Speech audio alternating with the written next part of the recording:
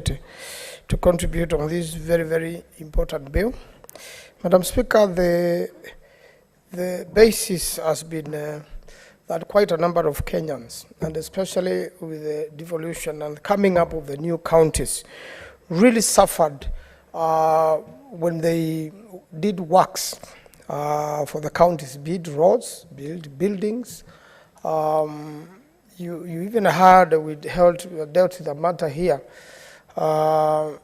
you know, whereby the county headquarters, a contractor had gone to start building the county headquarters, some problems cropped up, and a lot of businessmen went in with a lot of hope when the new counties came. But unfortunately, there were so many complications, and a lot of people, upon finishing the works, were actually never paid, and in a lot of cases resorted into extortion by brokers and the people pretending that they will help process the payments. In fact, I'm aware of businessmen and women who had done roads for the counties and followed up the money for so long so that they eventually gave up. I'm aware of people who did works for counties. Maybe the county has a function coming up and the contractor is told, hurry up with these, we'll pay you. And after the whole matter is done, the contractor will still not be paid, and there are delays, and some of them, you know, they're taken loans from banks and then eventually loans. You know, the banks auction these contractors while they wait, and upon auctioning, some of them have gone bankrupt, and in fact some of them developed diseases, high blood pressure, having gone through a lot of stress, and a lot of them died, leaving their families in poverty and in debt, and even now unable to claim because of succession issues. And therefore, Madam Speaker, this is very, very important bill. But there are a few things I want to point out as a lawyer. You know, when somebody gets judgment in court, and it's very different from what this bill is trying to address. You know, there's something called Government Proceedings Act, which makes it very difficult for anybody who has a claim against the government to sue the government. And even if you sue and you get judgment, you have to go through a very long process through the Attorney General's office to be compensated, and you are totally unable to auction the government. That's one of the issues which now has been addressed in this. And even when you have judgment against county governments, for example, or you have judgments against individuals, and this bill to me seems like it is addressing governments, pending bills, generally, because the others are contracts which people can sort out. If, for example, an institution had given a contractor a construction of certain buildings, a college, let's say, or even a university, it still fall under this category. And a lot of times, because they enjoy perpetual succession, and they are, suable bodies under the law, because they either operate under an act of parliament or they are parastatal. And therefore, it becomes very complicated. At times, these matters delay a lot in court. And then sometimes they are sent to arbitration.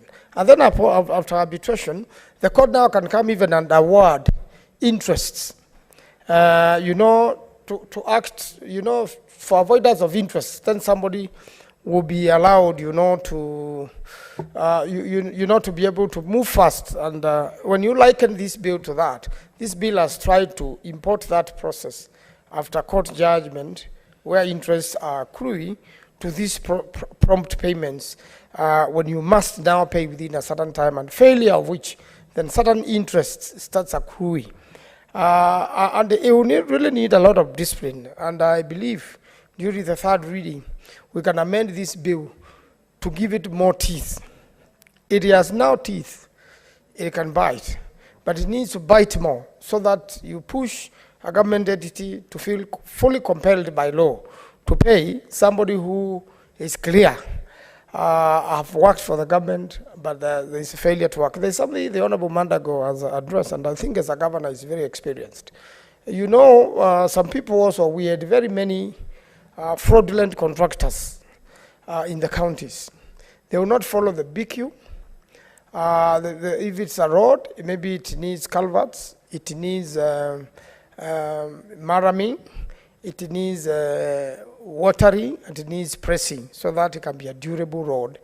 And then somebody will just wait just before the lanes, having colluded with some county officials, just go and grade the road, and it will be cleared as if the full BQ was followed.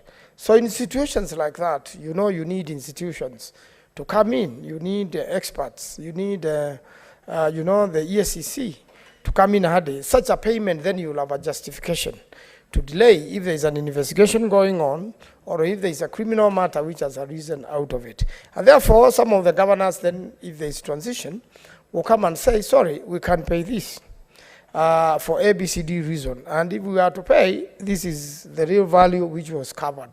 And then, it becomes very complicated for such a contractor to be paid. So at third reading, we need to address fraudulent contractors or situations whereby the BQ has not been followed. In the case of a construction of a building, then it means you may not even follow the building code. And there is also, laws come together to strengthen one affair. Now we have a building code which has been in existence for many years in many countries. Ours is just coming in as a regulation. And all those have to be followed so that by the time the government is making a payment, then it is making a payment for real. So once you avoid that fraudulent bit, then a contractor who has faithfully and followed the BQ and has worked for a county government or the national government, surely must not be frustrated by the government. We have a very sad case in Twake Dam now, whereby there are about 5 subcontractors. And these 5 subcontractors have not, even employees have not been paid for 3 months. So the subcontractors stopped doing the subcontracts in Twake Dam because we did a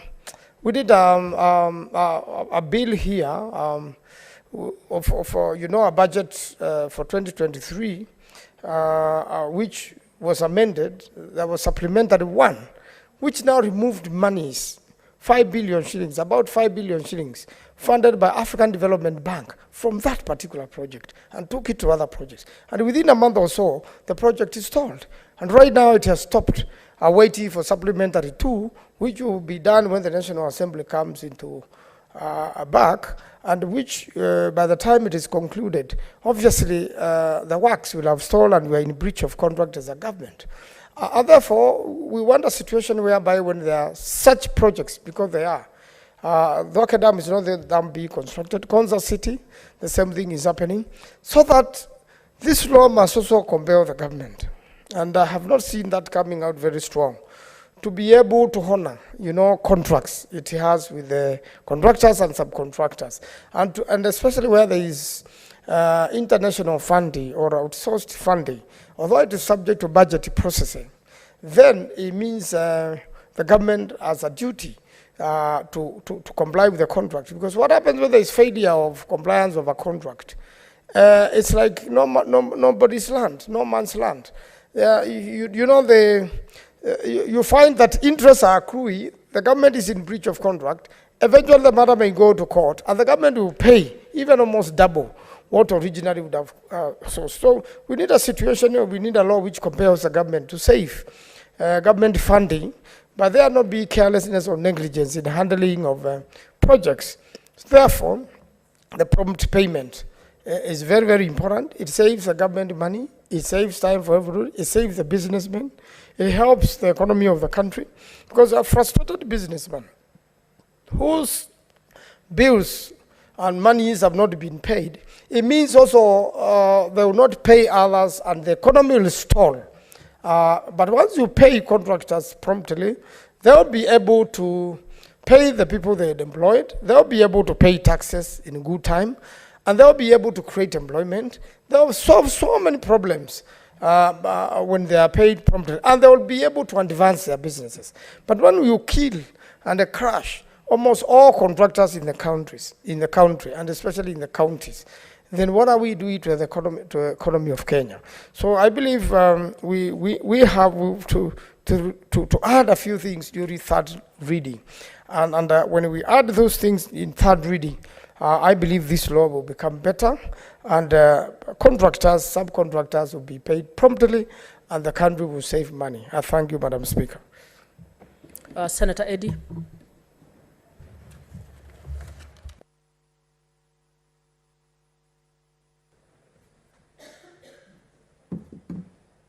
I thank you, Madam Speaker. I do want to, first of all, note that this bill does actually not only propose on how we can have an effective legal tool to promote businesses and cure late payments in county government,